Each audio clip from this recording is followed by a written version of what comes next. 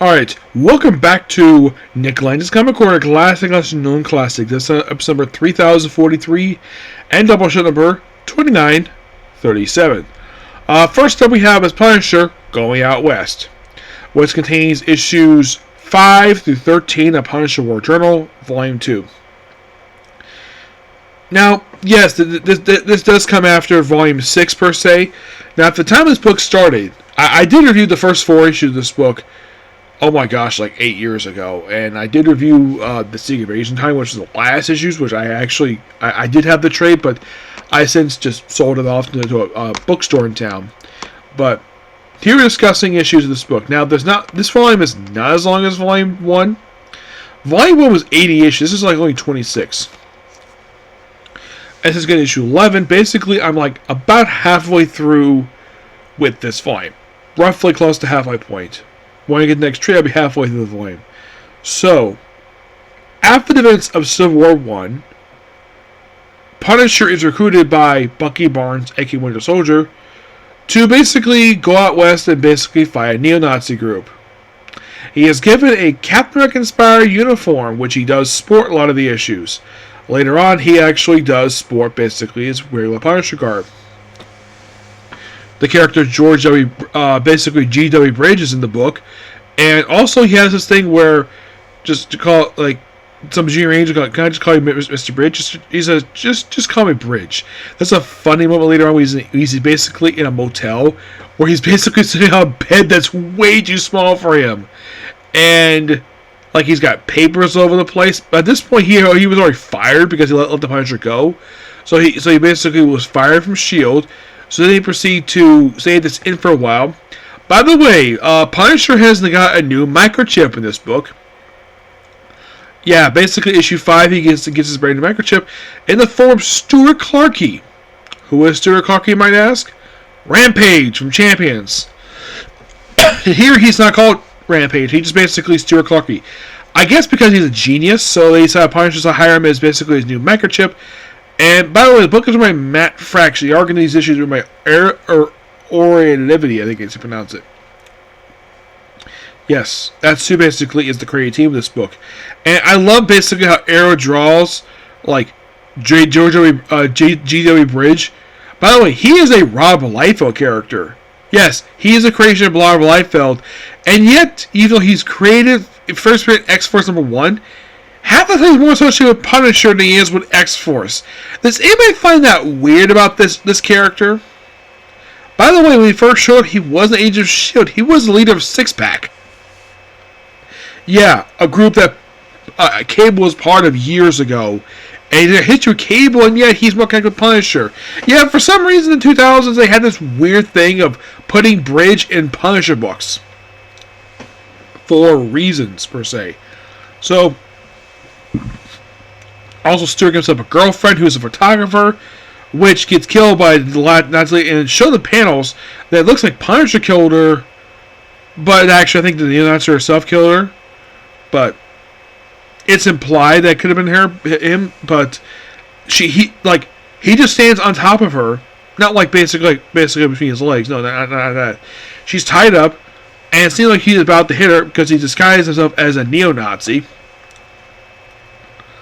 Now, as for what happens here, Arrow does not show anything at all. Later on, the girl is found dead, and Punisher blames the leader for it, and by the way, the leader of this group is the Hate Mongler.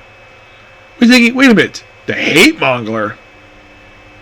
Why the heck is he here? Like, it is weird. By the way, because basically Marvel had this thing, I love what Marvel did as a Punisher, is that he had more integrated Marvel Universe than being on his own doing whatever. Some people like him Punisher on his own, but I like him interacting with the Marvel Universe. He's in the Marvel Universe. Have him interact with it more.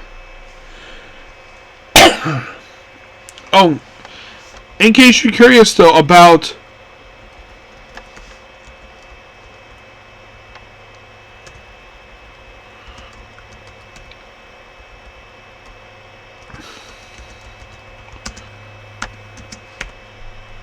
like the whole thing with Stuart Clarke, like prior to appearing in this book,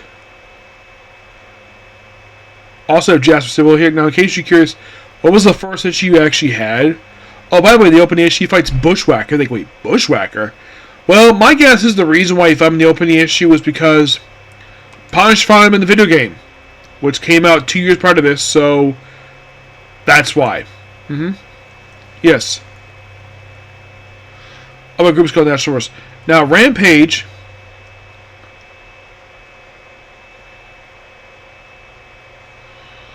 Now, prior to this very book, those would be thinking, like, what was the last book he featured in? What was Peter Parker Spider-Man? No, he was previously featured in, prior to this book, he actually previously appeared in the opening issue of Punisher Breakout. You're like, really? Yes, really. He appeared in the opening issue of Punisher Breakout, which prior to that, he was last seen Iron Man Volume number 20. When he was part of Banetronics. Yeah, and prior to that, he was a recurring character. Now, after appearing in a few issues of Champions, he later returned in Peter Parker Spider-Man for a couple issues. After that, he became a recurring villain for Wonder Man. You're like, really? Yeah, and by the way, Stewart's actually not in the opening issues very much, though. He's in, he's in the first 3. He skips basically 4 and 5, but he does appear very frequently afterwards. By the final issue, he basically stops appearing. He does appear sporadically afterwards. His most recent appearance, believe it or not, was actually in Moon Knight 25, Volume 9 it is. Yeah, he made a brief return in this book, which is interesting because he was Jigsaw at that point. Yeah, that's due to what happened in the book. Oh, by the way, the group he fights here is National Force. Yeah, Punisher is fighting with issue number 6 of this book. Yes. Which last time they appeared, I kid you not, was Captain America number 236. And they were led by the Grand Director, who was actually William Burnside of the Captain America 50s, and Dr. Faustus. And that was back in 1979, when they appeared in this very issue. This was in 2007. This is roughly almost 30 years later. And they're brought back here as recurring villains for about 5 issues. And then they popped up in Captain Marvel. For some strange reason. Also, this is a brand new hate monger. Excuse me. He's just this guy with a star and not symbol. Yeah, he's an original character.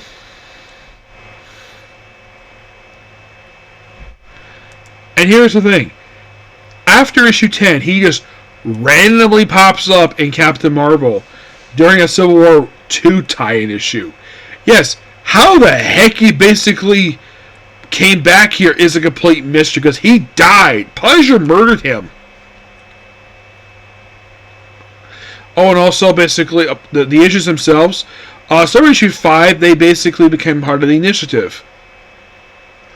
And this lasted for until issue, I think it was 10 was basically where they stopped having this. Actually, issue 11 was. Yeah. So they pretty much expand National Force here because, well, they appear so anyways, but they came back in Captain Marvel. But yeah, there's also here named Tank, who is just a character part of National Force. Also, they do kill off a character in one of the issues. Tatiana Arkina, who was a photographer who was dating Stuart Clarke.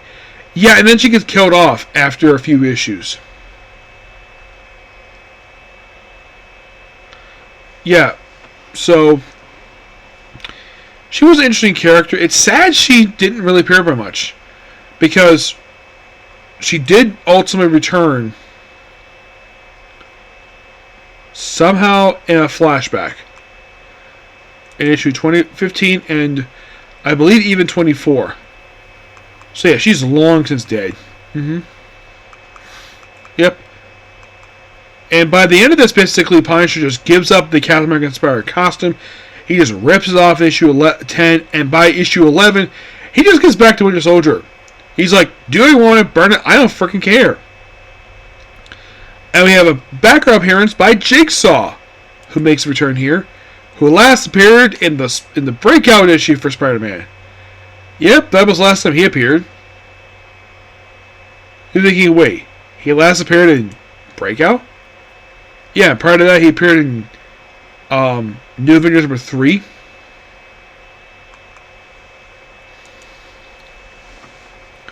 Yeah, it's like basically when they brought him in here, it's like the best way to describe it, it's like they're slowly bringing him back after he was featured in the Maxiverse. So they decided to slowly integrate him back in, because prior to his appearance in New Avengers, he last appeared in Daredevil for a few issues. You're like, wait, why is Jigsaw in Daredevil for? Bendis wanted him for a few issues, and he previously appeared in Punisher number 10. Which that was the last time I was seen. That was back in 96. And then, of course, appears in Daredevil, which was in 2004. For 8 years later, he appears in about 3 issues, and he appeared in the opening 3 issues of New Avengers, then Breakout, and then he passing of 35, but he's back here full-time afterwards for some of the remaining issues. But this book was absolutely amazing. Yep. And like I said, we're roughly, about halfway through this book. We're not done just yet. Oh, no. By the way, the very next issue, when I get a chance for the next time, I'm going to be skipped because I have technically talked about this already, thanks to being part of a omnibus I reviewed a while ago for World War Hulk. Yep, that's pretty much what it is. Yeah, we have a one-shot issue where supposedly Hulk fights Punisher, but not really.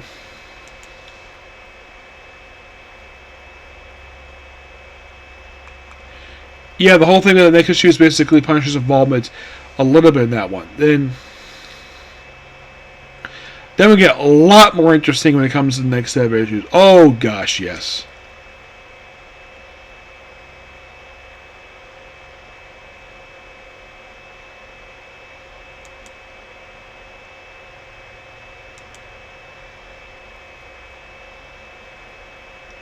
And it's going to be interesting, to say the least, to talk about the next set of issues.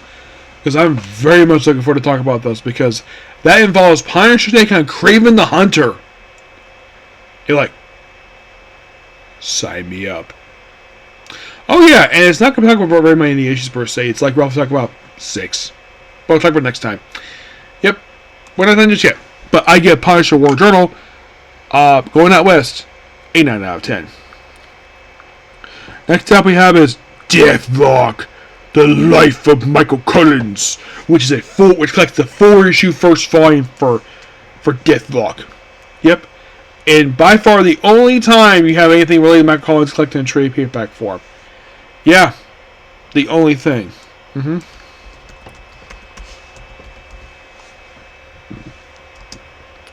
like I mentioned, it's a completely new Deathlok. Luther Manning is no longer... Excuse me. Yeah, the whole thing with Luther Manning is that after a while, he just doesn't really do anything per se.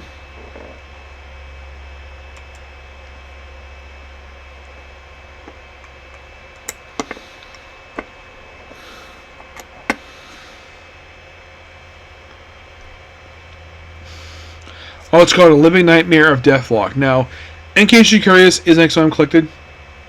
About half that is.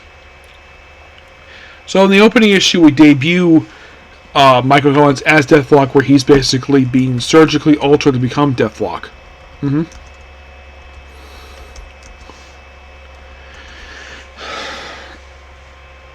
It's his first appearance, also appearance of Nick Collins and Tracy Collins. Nick Collins is Michael Collins' son. Tracy Collins is Mike Collins' wife.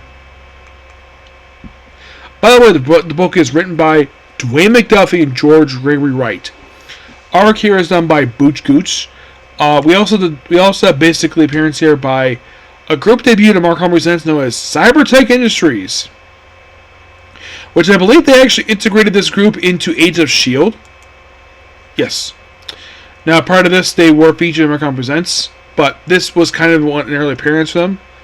And they didn't do much after this. Miniseries wrapped up? Nope. Plus, I love the cover by Joe Jusko. I think the covers are fantastic for this book.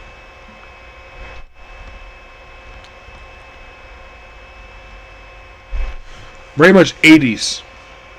Well, technically the book came out in 1990. There's the cover for the first issue there.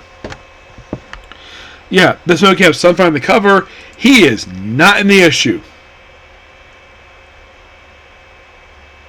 Actually, it's issue 4. I don't remember him appearing in the book. That was issue 4 I showed you. Yeah, Sunfire does, but mostly put the main villain in this book is Harlan Riker. He is the one who transformed Mike Collins into Deathlok. And he's a long-standing Deathlok villain.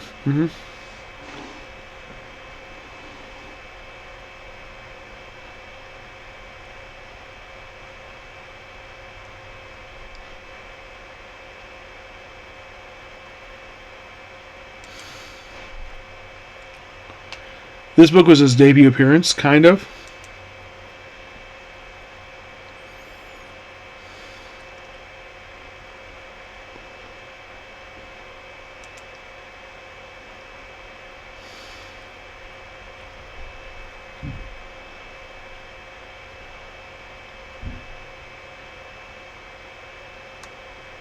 Yeah, but next time we'll talk about basically the issue from Uncle Presents. But this book was fantastic. Debut a fresh new character. It will also debut a few new characters. Yeah, like there's also Jesus Balmain.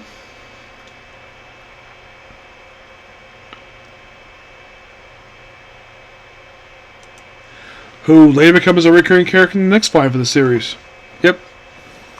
It's almost like you can say that this book was just pure setup for the very next volume for the series. Kind of the way it was. He's also finding racks and oil in here. We need a character of Mainframe, who's also working with Silvermane. At one point in the book, basically, what Deathlok is on the run, he is actually asked, does he want to return to his own body? He just does want to do it. It's like his plan to do it at first in this book, and then it just basically is abandoned. And also, S.H.I.E.L.D. gets involved in this book too. But it's an excellent book, by the way. Yeah, Sunfire plays a small role. We do have the debut of one character named Yorimito who appears in one issue. He's just a nationalist.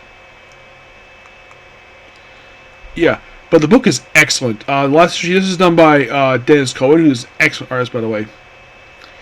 But in the case of these issues in particular, they're fantastic. If you're really curious, does Dwayne McDuffie do the next volume? He does. Which came out roughly a while later. It came out the very following year.